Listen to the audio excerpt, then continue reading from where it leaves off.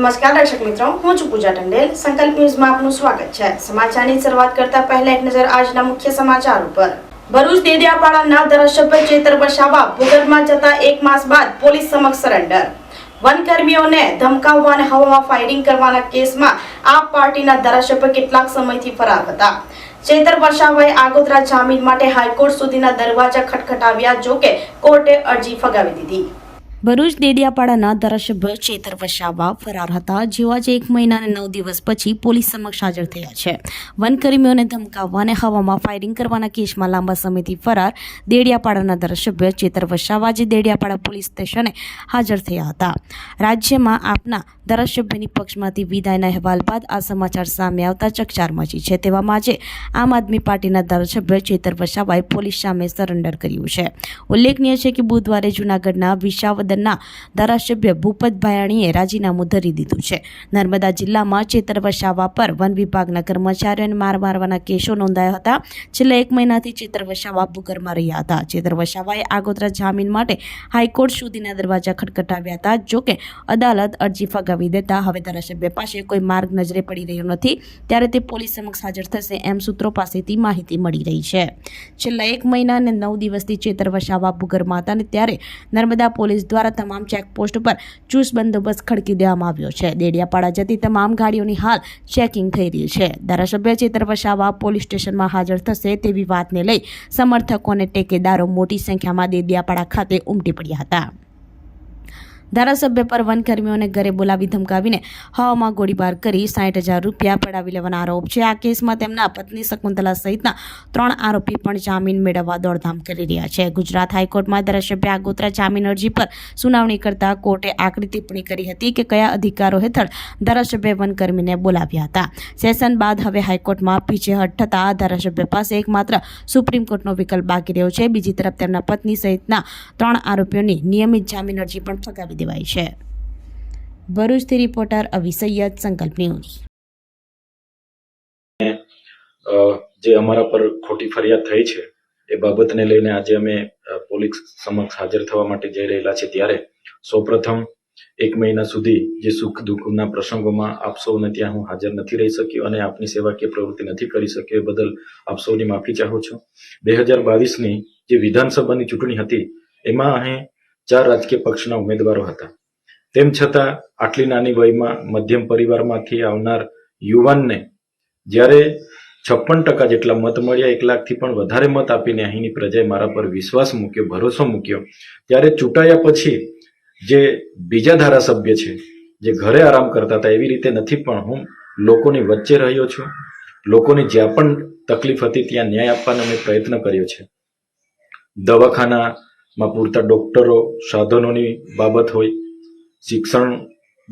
શિક્ષણમાં પૂરતા માસ્તરોની ભરતીની બાબત હોય, પૂરતી બસ સુવિધા, વીજળીની વાત હોય, રોડ રસ્તાની વાત હોય, સિંચાઈના પાણીની વાત હોય, પીવાના પાણી નળ સે જલની વાત હોય, આ વિસ્તારોમાં થતા ભ્રષ્ટાચારોની વાત હોય, પ્રાઇઝના વહીવટદારમાં ચાલતા કૌભાંડોને ઉજાગર કરવાની વાત હોય, એસટી વિદ્યાર્થીઓને ઉચ્ચ અભ્યાસ માટે ફ્રી સિપ કાર્ડ આપવાની બાબત હોય, શિષ્યવૃત્તિ જે 2022ની નથી મળી એ 2,67,000 વિદ્યાર્થીઓને સ્કોલરશીપ અપાવવાની બાબત હોય, ની સાથે સાથે જે આ વિસ્તારોની જે આદિવાસીની અસ્મિતા જે જગાડવાની વાત છે, આદિવાસીને જાગૃત કરવાની વાત છે, એ બાબતે પણ અમે આ બોલ્યા છે। સાથે મણિપુરી હિંસાની બાબત, યુસીસી મુદ્દે હોય, નકલી કચેરી કૌભાંડો બાબતે હોય, જે માનવ સર્જિત પૂર નર્મદા નદીમાં જ્યારે પાણી છોડવામાં આવ્યું ત્યારે પણ અમે લોકોની વચ્ચે રહીને લોકોની સાથે ઊભા હતા। વલસાડ તાલુકા પંચાયતના નવા મકાનની કામગીરીને લઈ મ્યુનિસિપલ હાઈસ્કૂલ ખાતે સ્થળાંતર। જર્જરિત થયેલ તાલુકા પંચાયતને નવા રંગરૂપ સાથે તૈયાર કરવા રૂપિયા 3.20 કરોડ ફાળવ્યા। વલસાડ તાલુકા પંચાયત કચેરીનું આજરોજ સ્થળાંતર કરવામાં આવ્યું છે, કારણ કે જર્જરિત થયેલ તાલુકા પંચાયતને નવા રંગરૂપ સાથે તૈયાર કરવા માટે રૂપિયા 3,20,00,000 ફાળવવામાં આવ્યા છે। અંદાજે 2 વર્ષમાં નવી તાલુકા પંચાયતનું મકાન તૈયાર થઈ જશે તેવી માહિતી મળવા પામી છે। ત્યારે હવે પછી વલસાડ તાલુકા પંચાયત કચેરીને લગતા કામો માટે હવે વલસાડ મ્યુનિસિપલ હાઈસ્કૂલમાં બીજા માળે તાલુકા પંચાયત કાર્યરત રહેશે, જેમાં વલસાડ તાલુકા પંચાયત વિકાસ અધિકારી, પ્રમુખ, ઉપપ્રમુખ, કારોબારી અધ્યક્ષ, ન્યાય સમિતિના અધ્યક્ષ સહિતના પદાધિકારીઓ અને અધિકારીઓને કેબિન ફાળવવામાં આવી હતી। આ પ્રસંગે વલસાડના ધારાસભ્ય ભરતભાઈ પટેલ, વલસાડ જિલ્લા પંચાયત પ્રમુખ, વલસાડ તાલુકા પંચાયત પ્રમુખ મીનાબેન ઠાકોર, ઉપપ્રમુખ સુનિલ ટંડેલ, તાલુકા વિકાસ અધિકારી મહેન્દ્રભાઈ ચૌધરી, કારોબારી અધ્યક્ષ આશીષ ગોહિલ, ન્યાય સમિતિ અધ્યક્ષ ભાવેશ પટેલ, વલસાડ તાલુકા પંચાયતના માજી પ્રમુખ પ્રવીણભાઈ પટેલ, ભાજપ કાર્યકર્તા નવીન પટેલ સહિત તાલુકા પંચાયતના કર્મચારીઓ ઉપસ્થિત રહ્યા હતા।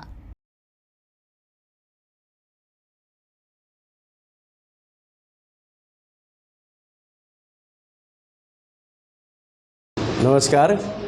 આજ રોજ વલસાડ તાલુકા પંચાયતનું સ્થળાંતર એટલા માટે કરવામાં આવ્યું છે કે વલસાડ તાલુકા પંચાયત ખંડેર હાલતમાં છે। હાલમાં ઘણા વખતથી અમે માંગણી કરી હતી સરકાર પર કે નવું મકાન બનાવવું, તો સરકારે 3 કરોડ ને 20 લાખ રૂપિયા નવા બાંધકામ માટે મંજૂર કરી આપેલ છે, જેથી કરીને આ જૂનું મકાનમાંથી જે હાલમાં જે તાલુકા પંચાયત ચાલી રહી છે એને વલસાડ નગરપાલિકા હસ્તકની જે મ્યુનિસિપાલિટી હાઈસ્કૂલ છે એમાં એક ફ્લોર ખાલી છે, ટેમ્પરરી આ મ્યુનિસિપલ હાઈસ્કૂલમાં વલસાડ તાલુકા પંચાયતને આપણે ખસેડવામાં આવી છે, જેથી મારા વલસાડના ગ્રામ્ય પ્રજાની દરેક સરપંચો, તાલુકા પંચાયત સભ્યો, જિલ્લા સભ્યો અને દરેક નાગરિકોને જણાવવાનું કે હવે પછી તાલુકા પંચાયતનું કોઈ પણ કામ હોય તો વલસાડ નગરપાલિકા મ્યુનિસિપાલિટી હાઈસ્કૂલમાં આ ફર્સ્ટ, સેકન્ડ, થર્ડ ફ્લોર પર જે આ તાલુકા પંચાયત કચેરી ચાલુ કરવામાં આવી છે, જેમાં પ્રમુખ, ઉપપ્રમુખ, કારોબારી ચેરમેન, સામાજિક ન્યાય સમિતિ અધ્યક્ષ અને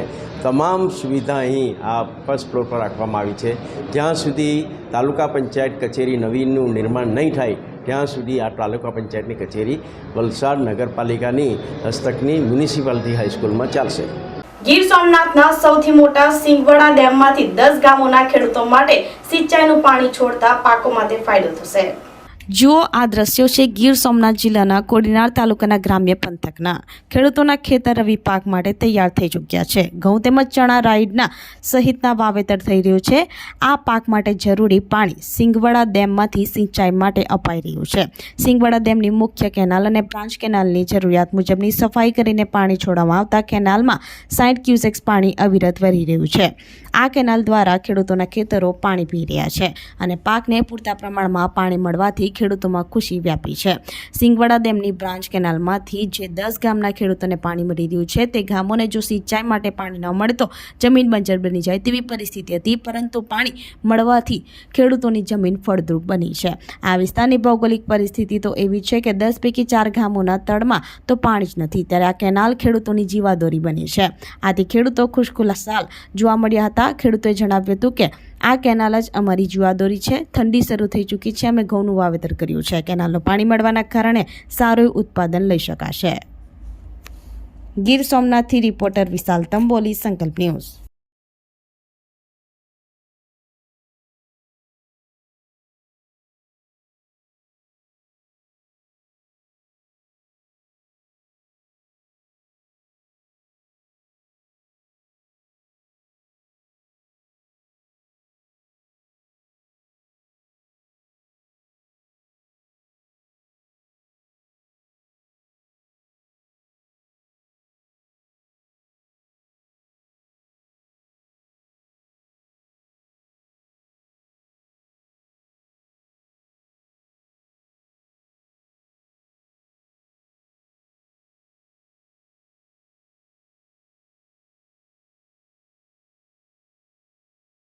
હાલ સિંગોડા ડેમની ડાબા કાંઠા કેનાલ નેટવર્કથી આપણે શિયાળુ પિયત માટે પાણી છોડ્યું છે।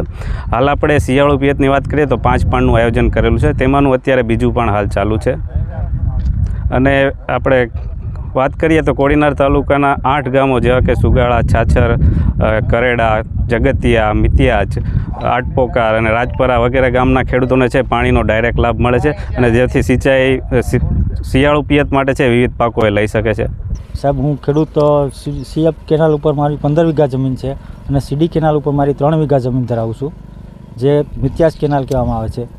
અને ત્યાં 2 કેનાલનો અમે લાભ લઈએ છીએ સરકારશ્રી દ્વારા, જ્યાં પાણી આપવામાં આવે છે અવારનવાર એનાથી। અને મારે અત્યારે શિયાળુ જે રવિ પાક કહેવામાં આવે છે એ તલ છે, ઘઉં છે, રાયડો છે અને બાજરીનું થોડુંક વાવેતર કરેલું છે, એટલે બીજું થોડુંક કૂવાથી પણ કરેલું છે।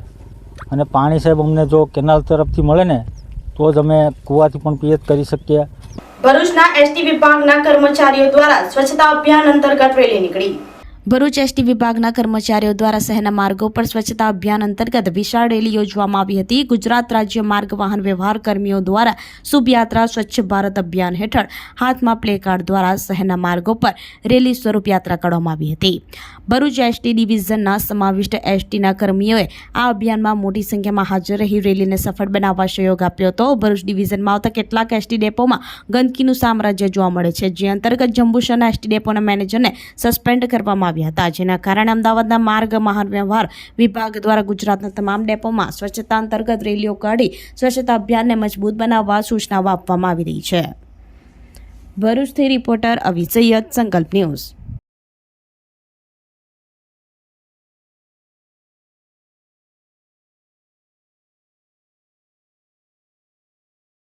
તો આ આજના સમાચારો. નવા સમાચારો સાથે કાલે ફરી મળીશું. નમસ્કાર.